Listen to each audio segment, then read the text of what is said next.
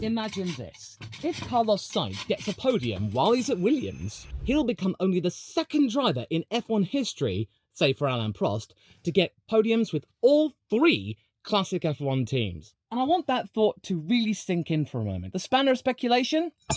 In this case, I won't need it. The hype around Williams and Sainz is reaching boiling point, and with Carlos recently saying that if he were to get a podium with the team, it would be his proudest moment of his entire career. Forget the old narrative that his move was a misstep. Every headline now shows that what James Vowels has been up to for the past year has actually proven worthwhile. I don't think you need me to tell you that 2024 was a very troubling year in terms of the public perception and image of Williams racing.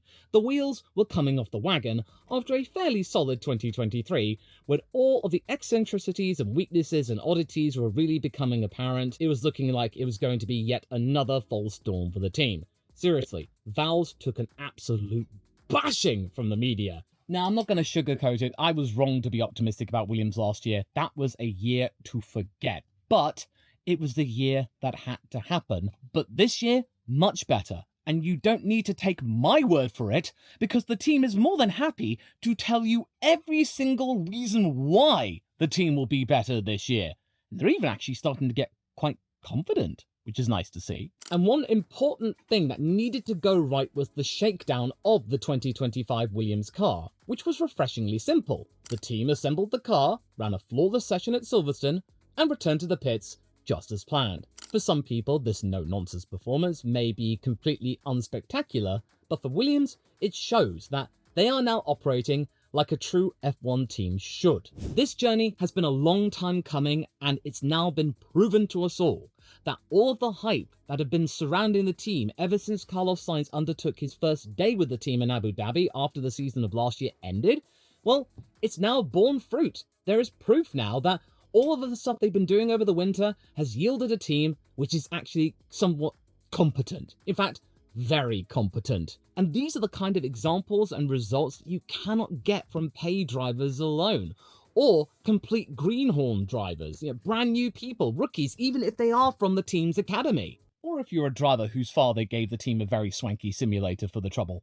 Or relying on your ex-financial manager Toto to give you a really plum deal for some Mercedes power units, which turned out to be fantastic in 2014, more than making up for the team's aerodynamic shortcomings. Yes, I am being quite harsh here, but ever since 2014, I would argue that this classic team have been coasting off of multiple things to make up for other glaring red flags that were not obvious to the general public, and would see other teams completely collapse. First, there was the beast of the early turbo-hybrid Mercedes power unit, and then there was the Stroll investment money which gave them, indeed, that simulator they still use today. And, inevitably, the bottom fell out of both of those markets as other teams caught up with their own power units, most notably Ferrari in 2019, and then the Stroll investment fund abandoned the Williams ship after then taking residence with the defunct Force India team, which has now become Aston Martin, and now nobody's quite sure what on earth is going to happen to that team, and whether or not Adrian Newey is going to have an aneurysm in the next 6 months. And everyone is now praying that the rumours that Lance may consider a career in rallying will actually bear fruit, because that's what he's been doing lately, testing rallying cars. So, yeah, please, Lance, rekindle your passion for motorsport elsewhere, because in rallying, there are plenty of escape roads. For a couple of years, it looked like they could have gone under, save for the millions pumped into it from Doralton Capital, but at least they admittedly have been one of the more benevolent venture capital firms to exist. I mean, that's not a high bar to cross, mind, but it's worth saying anyway. But at least they get what Williams means to the sport. But realistically, those 3 seasons before James Vowels came along, I wasn't really sure what Williams needed to do exactly. It was really unclear what was the catalyst, the spark, that would get Williams off of the back and somewhere back in the midfield properly, save for the false dawn of 2021 when George Russell really found his form and the moniker Mr. Saturday for the first time. Because the following year, the moment the TV's brakes caught fire in the preseason test in one of many, that was a major red flag that Williams had still not rediscovered their former glory. And my honest opinion of Williams for the longest time is that they were a really backward team, set in their ways, they were rather cliquey. Other departments didn't really talk to other departments. It wasn't quite as bad as what it is at Alpine, Timmernston, Viry, the French and English side really butting heads. But at least now I can honestly say that Williams no longer exists. This Williams now even just from the fact that they have at least 350 more staff members, is a completely different unit under James. And everyone who represents Williams is more than happy to bear all and show you exactly why things will be different this year, and that the next year will be even better. But one important thing to remember is this. This is 2025. Had they been doing this for 2026, I would be a little worried that they were giving too much away. And this video, it's not about blind hope, it's about real change. Williams isn't just trusting the process, they're overhauling everything to return to genuine F1 competitiveness. And while wins and championships may still be distant, their goal is to operate like a modern F1 team, not one stuck in the past, and so far, they are excelling at that. So first of all, like I mentioned earlier, the FW47, the car for this year, actually took part in a shakedown event that was shown for the general public and in complete and utter transparency. We saw every single detail, as well as the really cringy, meme-worthy moments with all the entertainment and Steve Jones and James's big throbbing brain. I mean, did we really need to say that? Mr. and Mr. Yeah, it was cute, but that was just a distraction to what we saw with Carlos and Alex going out on track. Those exploratory laps, they had no delay to them, and there were no incidents. Carlos reported that everything was fine with the car, save for it being really cold out there around his first tour around the shortened Silverstone track. And according to Sainz, the experience with this first shakedown is usually a little temperamental, but this time around, it was straightforward, and that he couldn't wait to put some proper slick tyres on and go through a proper testing program for the first time, which will come in a couple of weeks. But then you might be thinking, yeah, right, Law, this was all for show. Oh, this is just a complete dummy car. Who's to say what's going on under the hood there? That could have been last year's car with this year's shell. It was all a front. Well, I don't honestly think that, and the last couple of years have proven to me that James Vowels is naive and innocent to a fault. He is more than happy to tell you what he is up to, and that he has no hint or reason or justification to lie. He's laying it all out on the table. He learned from the hard school of brawn that you have to be honest and upfront to get anywhere. So these are the comments that he made about what was going on and why they decided to do that kind of a launch on Valentine's Day for maximum lovin'. Ahem. We demonstrated to the world that we can build a car to the correct standard and make it leave the garage within 1 minute. So that's two very different changes from where we were last year. That car was built last night at 4 AM. All the components came together and we sent their car out just a few hours after that. Most organizations wouldn't let you in their world to show, but it's a demonstration of where we come from and that we mean business and where we're going to. The quality of the fit, the quality of the build, the quality of the product is a huge step upwards. And the packaging is another huge step upwards. And we haven't even gotten to aerodynamics and suspension and performance yet. Every area I look at in the car is just a world of difference from me when we were before. Thoroughly inspiring stuff, wouldn't you say? Now that is a proper statement. That is what I call a state of intent. Oh, and I've got plenty more to justify the hype, and it may even actually really get the feathers ruffled with some Ferrari fans as well. Because some people noticed on the several cameras that were dotted around the pit garage as well as the car itself, and the open radio communications, was that Carlos's steering wheel was slightly different to that what he raced with at the first Abu Dhabi test on effectively his first day in the office. It looked very familiar to the one he had at Ferrari. Most of all with the clutch system that he had been supposedly working on for so long that some of his data and intel had been carried over from when he was back at McLaren. As noted by the site Scuderia Ferrari fans, Williams had successfully copied Sainz's now trademark double-paddle clutch release system with an additional thimble mechanic, so that he may, according to the site, have a more precise feel for when to dump the clutch and get off the line. Something of which Carlos, in the past, had been noticeably good at. And honestly, I find this to be a fantastic revelation. This is the kind of stuff Williams needs to know.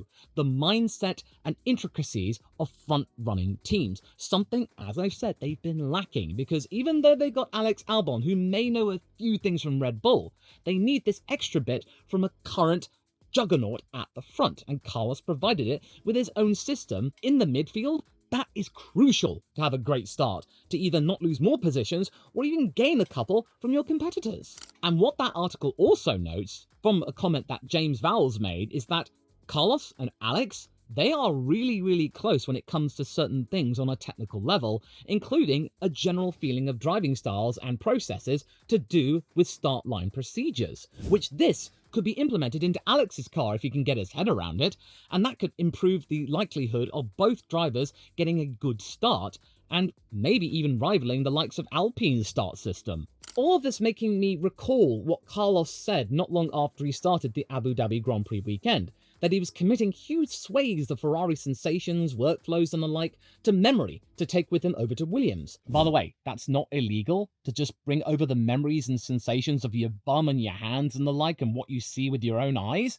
Those are something that are transferable. Now, if he'd written any of this down or taken pictures, that's a whole different story, but he didn't do that. Carlos was doing it all with his big Spanish brain, because as we've seen with Fernando, there's something about Spanish F1 drivers that they are just really good when it comes to overall perceptions of what races go on. And this is why I like Carlos and Fernando a lot. In short, you can't patent vibes. At least not yet. Sure, I can probably understand why some Ferrari fans might be a little bit sore about this, that Carlos is providing his new team such intel, but come on, you're getting Lewis Hamilton in exchange, who in turn is bringing plenty of technical information of his own from Mercedes, and even some of his old gang have come along for the ride as well, such as Loïc Serra and Jerome D'Ambrosio. Fred Vasseur's second in command. I think it's a fair trade, wouldn't you say? Not only that, but we managed to get a little bit more information at the FW47 shakedown as to what exactly went down on Carlos's first day with the team.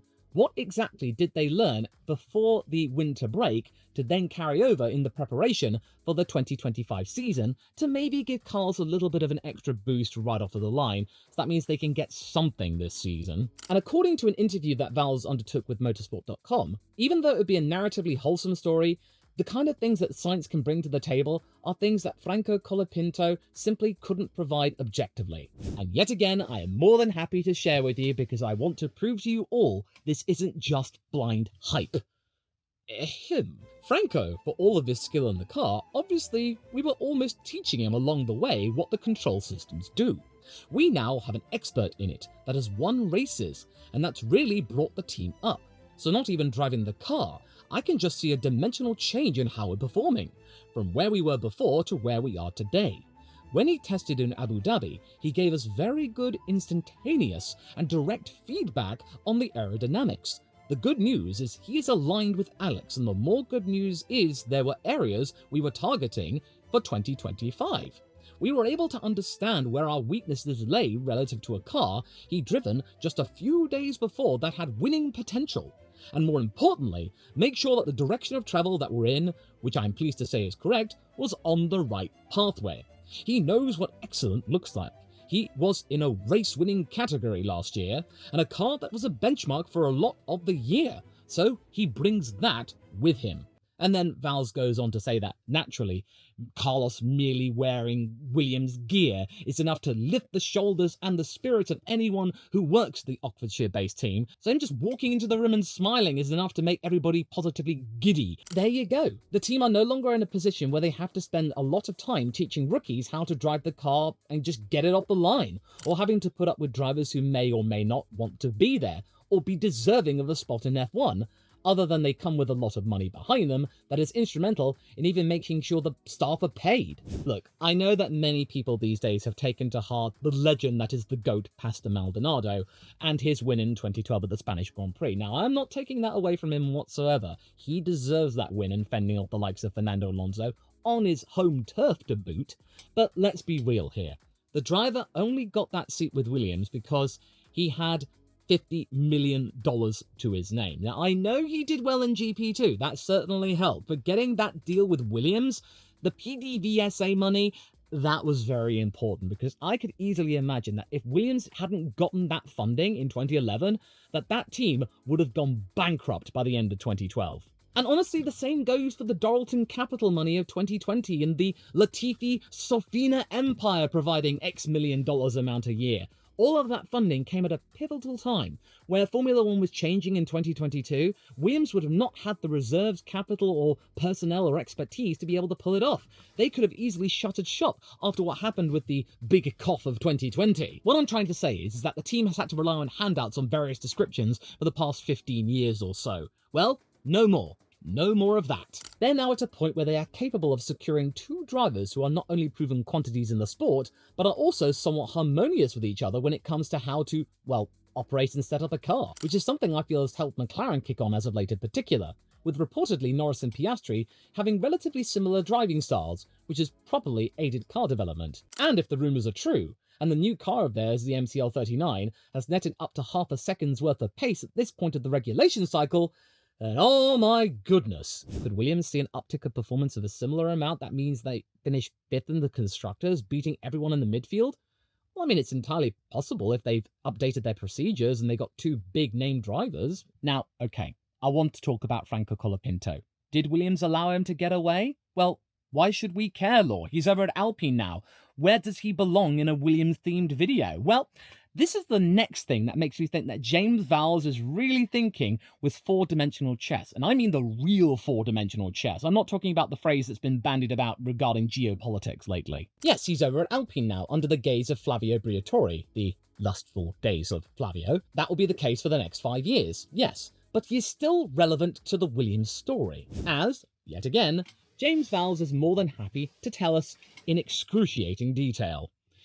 Ahem. The main thing is this. He is an Alpine driver, Franco, for a number of years. Their choice fundamentally is to choose what they want from that, and after that, I hope he comes back to Williams.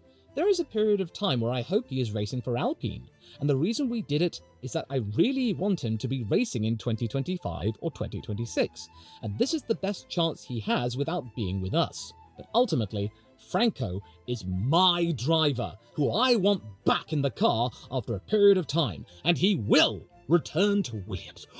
That's quite a bold statement, James. That's very feisty of you. I mean, I hope it works out for you and you have a car for him to come back to, but I can now understand why people of Argentina refer to you as Tío James or Uncle James. And quite frankly, it's a brilliant summation of the plan with the Argentinian surprise of 2024.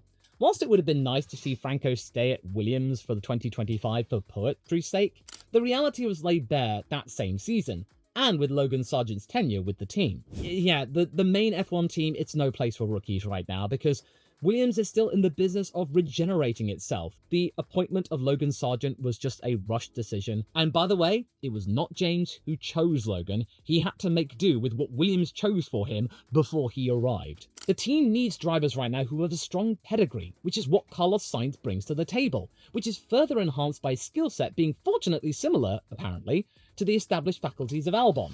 And what James might have done, arguably, is that he might have just played Flavio Briatore like a fiddle. Now, before you say anything, I'm not demeaning anything about Franco's ability, because in the here and now, Colapinto will be benefiting Alpine in just terms of general interest, and he still has a lot to offer Formula One.